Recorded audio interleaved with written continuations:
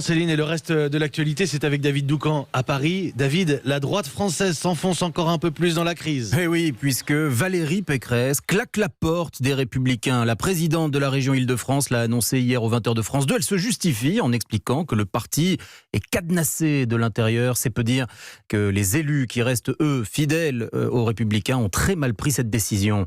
Aurélie Herbemont.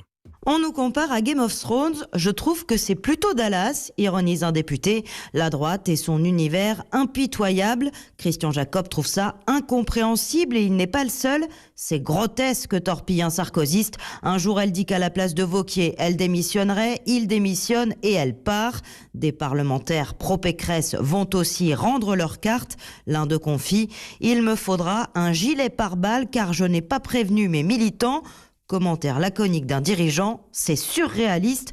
Un autre lâche, c'était le moment de prendre le pouvoir chez LR. Mais Valérie Pécresse dénonce un parti cadenassé.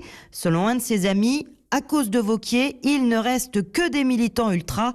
Impossible d'inverser la vapeur. C'est parce que personne ne pense à elle pour reprendre le parti, persifle un ténor. Valérie Pécresse quitte LR pour refonder la droite par l'extérieur.